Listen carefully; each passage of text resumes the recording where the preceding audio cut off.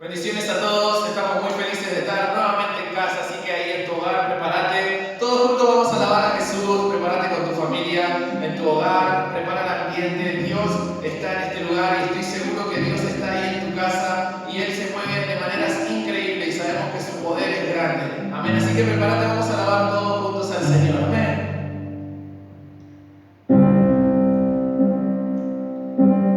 Santo es el Señor. Recordaré aquella cruz donde sangró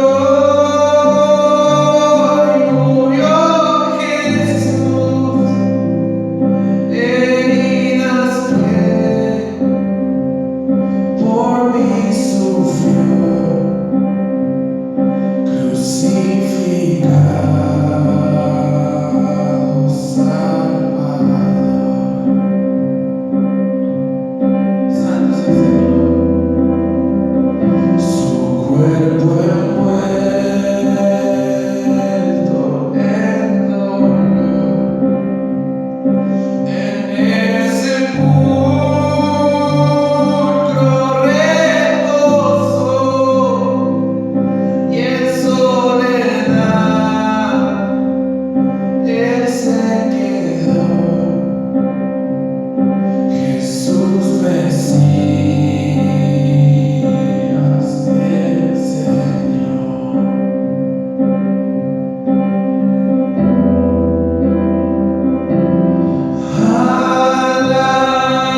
Alabaré al Señor mi Dios, tu nombre yo proclamaré eternamente, te cantaré, Señor, Señor mi Dios.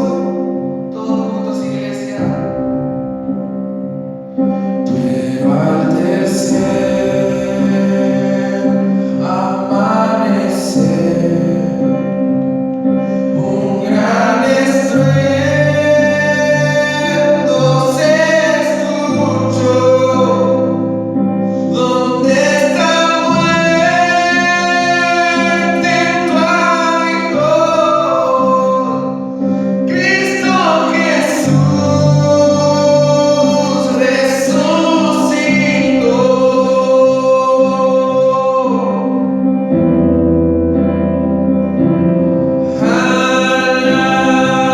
Alabaré al Señor mi Dios, tu nombre yo proclamaré eternamente, te cantaré,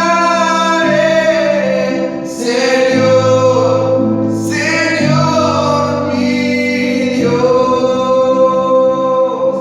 Hola, ¿cómo les va? Dios los bendiga. Les mandamos un abrazo grande. Estamos contentos de vernos nuevamente. Estamos contentos de hacer reunión nuevamente. Dios hoy quiere hablar a nuestros corazones, así que espero que puedan disponer sus corazones a escuchar la voz de Dios.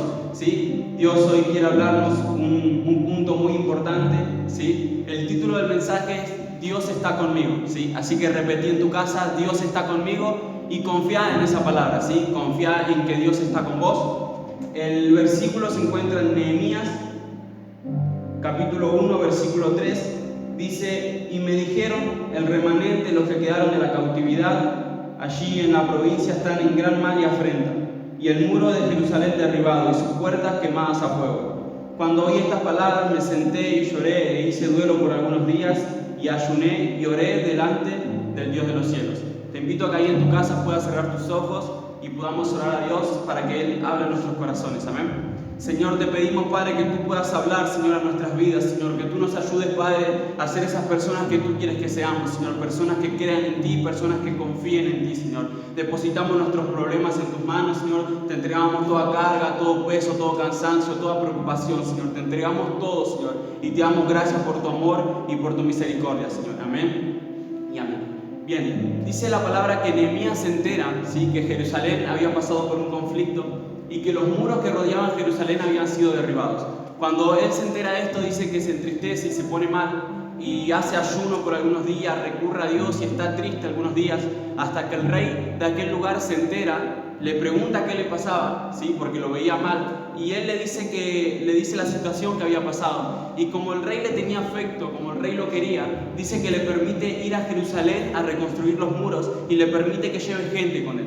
Cuando llegan a aquel lugar y comienzan a trabajar en edificar el muro, dice que en aquel lugar había gente y se comenzaron a burlar, comenzaron a criticar, a dar opiniones negativas, ¿sí? Y Nehemías, ante estas críticas, dice que lo primero que hace es recurrir a Dios, ¿sí? Así que quiero decirte que muchas veces te va a pasar que cuando dispongas tu corazón a cumplir el propósito de Dios o cuando te dispongas a trabajar para Dios, muchas veces la gente te va a criticar. Va a haber muchas personas que van a querer tirarte abajo, van a decir que no podés, que no lo vas a lograr, ¿sí?, o que sos incapaz, ¿sí? Pero Dios es experto, ¿sí?, en hacer cosas increíbles con personas incapaces, ¿sí? Así que confía en Dios, que si Dios te eligió para el trabajo que te pidió, es porque Él te cree capaz, ¿sí?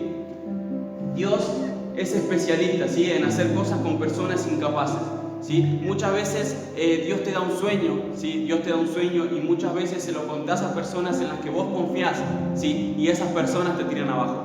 Quizás amigos o familia, ¿sí? José dice que tuvo un sueño, se lo contó a su propia familia, ¿sí?, y sus hermanos le tenían envidia y le tiraron abajo su propio sueño, ¿sí? Pero después de un proceso, después de un tiempo, después de unos cuantos años, finalmente José se convirtió en rey. Y cuando sus hermanos fueron a pedirle porque estaban mal, ¿sí?, sin saber que era José, llegaron y él le dijo: soy José, y ellos no sabían qué responderle, ellos no sabían qué decirle, ¿sí?, porque las personas que hoy te critican y te creen o te consideran una persona incapaz, va a llegar un momento en el que no van a saber qué decir y se van a quedar sin palabras, porque Dios va a cumplir su propósito en tu vida, ¿sí? Así que vos confía en Dios, ¿sí? Pero para que se cumpla el propósito de Dios en la vida de José pasó un proceso, ¿sí?, un proceso bastante difícil que duró 13 años, ¿sí?, antes de convertirse en rey y tener la ropa de un rey y disfrutar lo que disfruta un rey, ¿sí? Fue un esclavo unos cuantos años, fue un sirviente unos cuantos años y fue un preso muchos años. Y después de ese proceso finalmente se convirtió en rey, ¿sí? Pero durante todo ese proceso él siempre confiaba en Dios.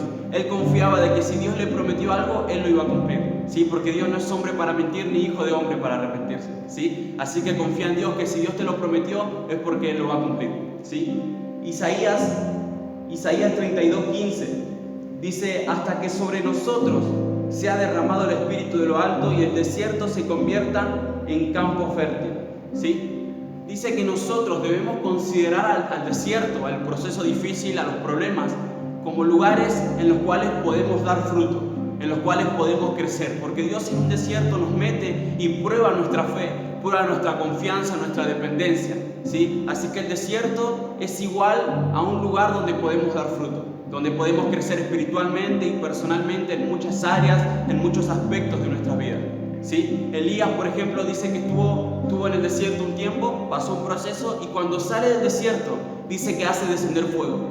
Y a causa de eso dice que un pueblo que estaba creyendo en algo equivocado se vuelve a Dios, ¿sí? Esas cosas son las que provocan un hijo de Dios que pasó un proceso difícil y tuvo fe en Dios, y confió en Dios y creció y dio fruto en el desierto, ¿sí? Así que si estás pasando por un desierto, por un momento difícil, confía en Dios, ¿sí? Que Dios está con vos y Dios te acompaña, ¿sí? Siempre que hay un propósito, va a haber gente que te va a criticar, ¿sí? Pero Dios nos dice: no respondas al necio según su necedad, para que no seas tú tan necio como él, ¿sí? Esto nos dice que si nos ponemos a discutir con esas personas, vamos a terminar al mismo nivel que esas personas y vamos a terminar siendo como ellas, ¿sí? Jesús, cuando estaba frente a Pilato, por ejemplo, y Pilato le hacía preguntas y lo interrogaba, dice que Jesús no le respondía.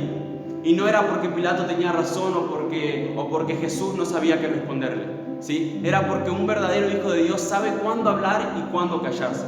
Si Nehemías, ante las críticas, no reaccionó mal ni se puso a pelear, ¿sí? Él recurrió a Dios, ¿sí? Y lo segundo que vas a tener siempre que hay un propósito de Dios son procesos, ¿sí?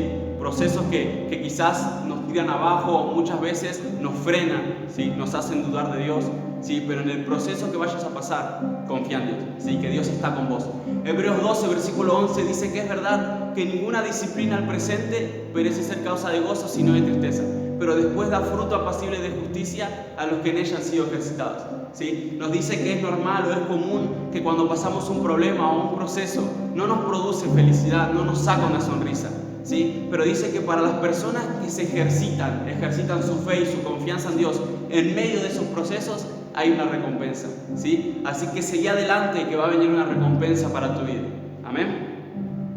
A veces hacer la voluntad de Dios, ¿sí? A veces hacer la voluntad de Dios o hacer lo que Dios te pide es algo difícil, algo que muchas veces llega a doler también, ¿sí? Dios le pidió a Abraham que le dé a su hijo, ¿sí?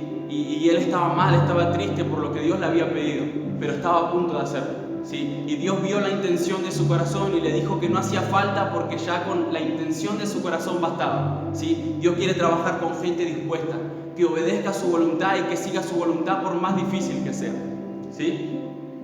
Dios no nos da una carga más pesada de la que podamos cargar, ¿sí? Así que si te dio un trabajo, si te dio un área o un ministerio, ¿sí? En cual le podés servir, es porque Él te cree capaz. Y si no tenés la capacidad, es porque Él te va a capacitar para ese trabajo, ¿sí? Vos solamente tenés que confiar en Dios, disponer tu corazón y que la intención de tu corazón al escuchar la voz de Dios o al escuchar el propósito de Dios sea: heme aquí, envíame a mí.